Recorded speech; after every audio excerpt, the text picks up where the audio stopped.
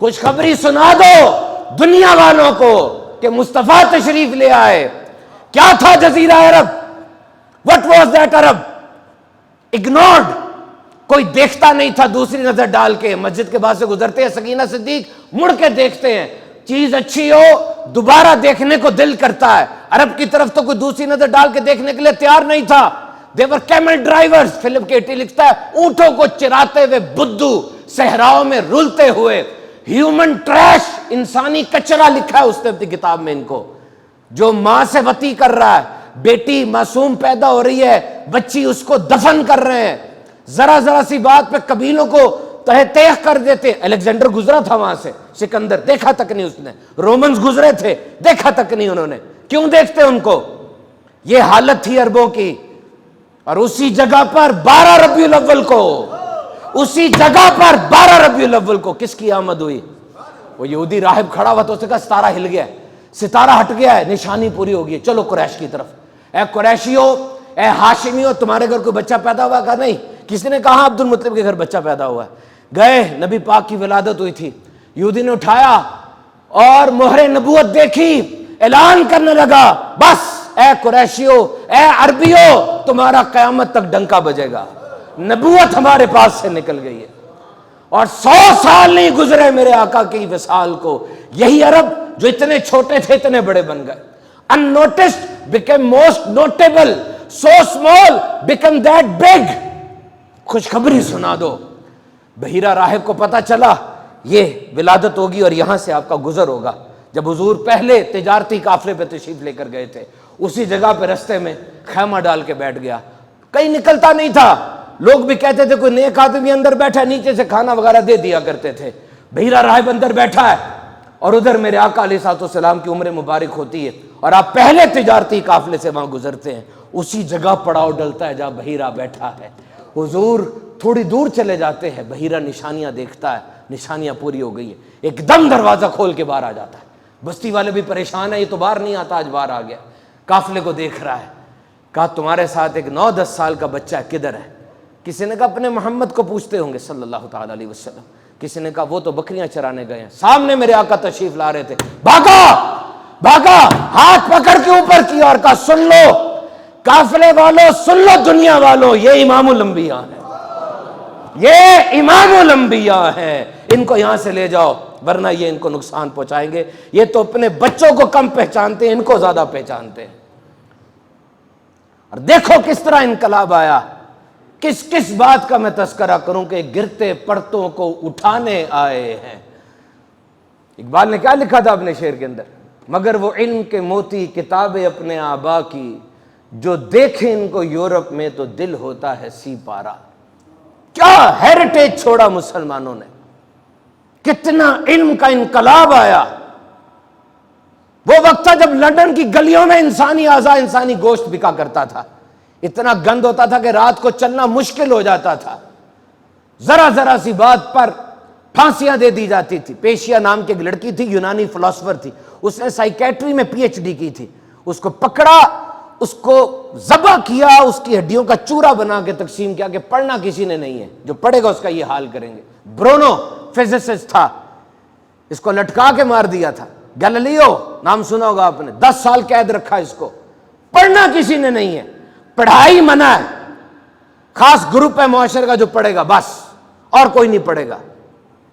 राहिब जन्नत दोज़ख के परवाने इशू किया करते थे, डार्क एजेस कहते हैं उसको, और हमारी वो गोल्डन एजेस थी।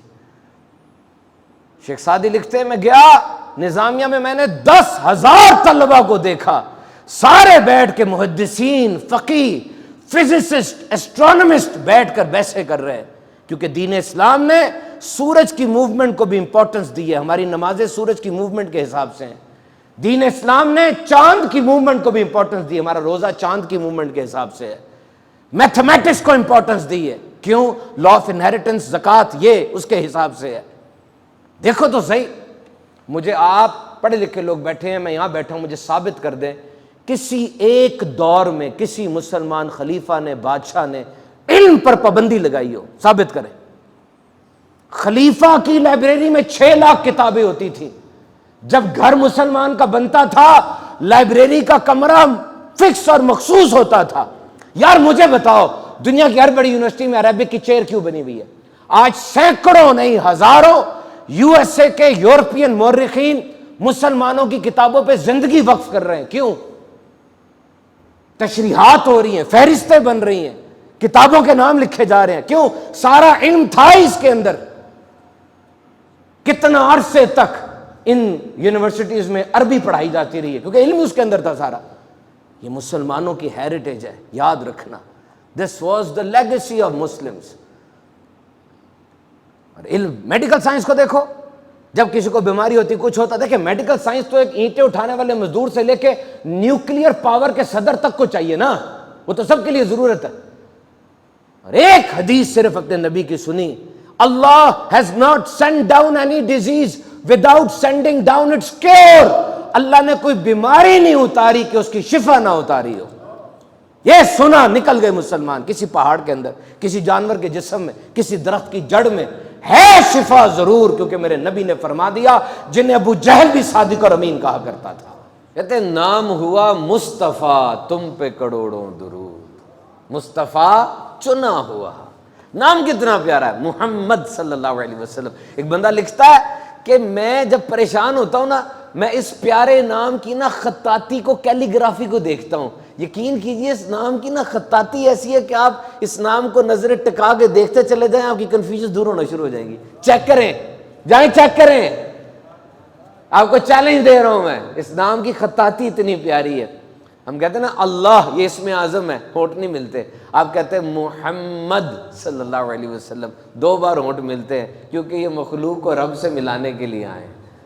دنیا میں سب سے زیادہ رکھا جانے والا نام یہ ہے. اور کیا شان ہے، بچہ پیدا ہو 7ویں دن نام رکھتے ہیں. اور میرے آقا علیہ الصلوۃ والسلام کا نام پاک کائنات کی بھی پیدائش سے پہلے محمد رکھ دیا گیا تھا صلی اللہ تعالی علیہ وسلم، صلی اللہ تعالی علیہ وسلم. اس کا مطلب کیا ہے؟ نام کا بہت زیادہ تعریف کیا گیا، جس کی بہت زیادہ تعریف کی جائے. اب جب بھی آپ محمد کہیں گے صلی اللہ علیہ وسلم، تعریف تو خود بخود ہوگی کیونکہ نام کا مطلب ہی یہی ہے. تو وہ لوگ برا بھلا کہتے تھے، گالیاں بھی دیتے تھے. تو اہل عرب کہتے کہ تم عجیب ہو، ایک طرف محمد بھی کہہ رہے ہو اور ایک طرف گالیاں بھی نکال رہے ہو. نام لینے سے تو خود ہی تعریف ہو جاتی ہے. انہوں نے نام رکھ دیا مزمم، مذمت کیا ہوا. صحابہ آگے عرض کرتے یا رسول اللہ صلی اللہ علیہ وسلم آپ کو مزمم، مذمت کیا ہوا کہتے ہیں. حضور نے فرمایا وہ جو مزمم ہوگا اس کو مزمم کہتے ہوں گے، میرا نام تو میرے رب نے محمد رکھ دیا ہے. اور محمد وہ ہوتا ہے جس کی تعریف ختم نہیں ہو سکتی. تعریف کی تعریف ختم ہو جائے گی، یہ قلم ٹوٹ جائیں، کاغذ ختم ہو جائیں، سمندر خشک ہو سکتے ہیں، محمد کی تعریف ختم نہیں ہو سکتی. آپ خالق کے بھی محمد ہیں، مخلوق کے بھی محمد ہیں، اس جہاں میں بھی محمد ہیں، اس جہاں میں بھی محمد ہیں صلی اللہ تعالی علیہ وسلم. یہاں تو دیکھو کیسا عروج ہے. دنیا میں جب اذان دی جاتی ہے، اگر اذان صرف نماز قائم کرنے کے لیے دی جاتی، حی علی الصلاۃ پہ بات ختم کر دیتے. اگر اذان صرف اللہ کا ذکر ہوتی، اشہد ان لا الہ الا اللہ پر بات ختم کر دیتے.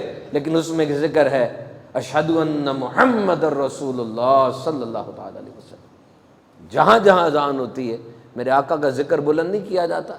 اور قیامت کے دن پورے میدان قیامت میں نعرہ ہوگا یا شفیع المذنبین. آج جو مانتے ہیں نہیں مانتے سب کی نظریں ادھر ٹکی ہوں گی. اس دن حضور کو ایسا عروج عطا فرمایا جائے گا، شان ایسی بلند ہوگی. تو نام ہوا مصطفیٰ تم پہ کروڑوں درود. جابر بن عبداللہ رضی اللہ تعالیٰ عنہ کی بہنیں تھیں، آپ کے والد احد میں شہید ہو گئے تھے.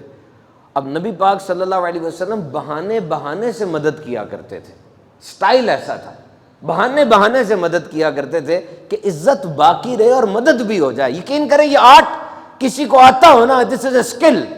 آپ مدد کر رہے ہیں اور اگلے کی عزت بھی باقی رہے، آپ کی آنکھ سے بھی اس کو پتہ نہ چلے کہ یہ کیا ہو گیا ہے، اور سننے دیکھیں یہ کیا ہونے لگا ہے.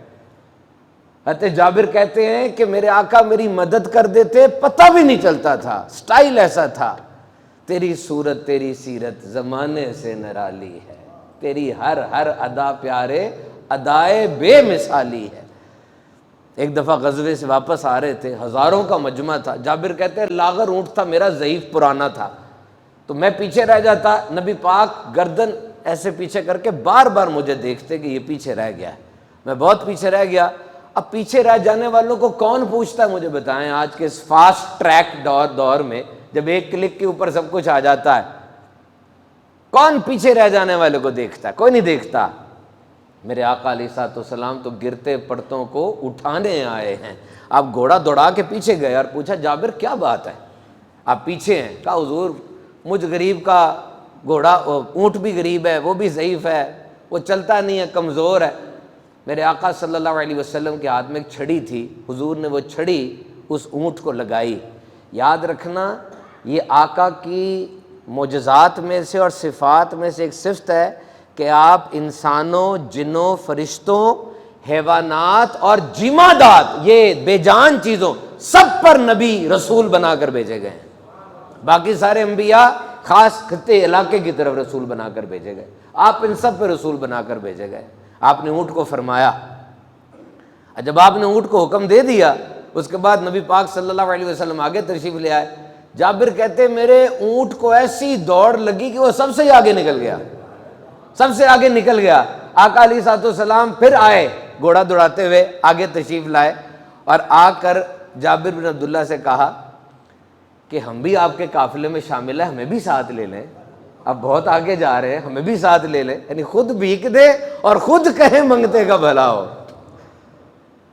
اور پھر ایک جگہ میں پڑاؤ آیا، نبی پاک صلی اللہ علیہ وسلم نے فرمایا جابر تیرا اونٹ بڑا زبردست ہے، یہ تو ساروں سے آگے تیز بھاگتا ہے، تو میں تیرا اونٹ خریدنا چاہتا ہوں۔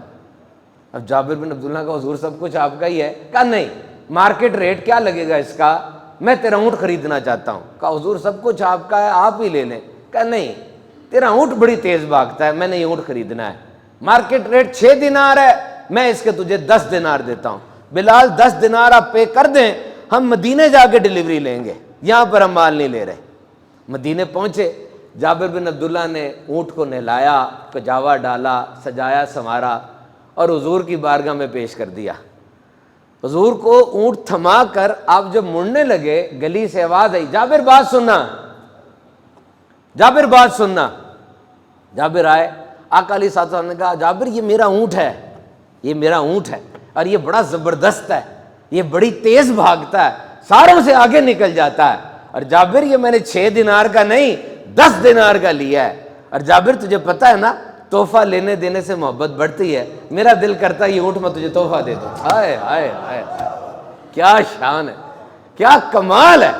جابر کو پیسوں کی بھی ضرورت تھی، سواری کی بھی ضرورت تھی، اور 2 منٹ میں کیسا کام حل ہو گیا۔ انداز دیکھیں آپ کیا ہے۔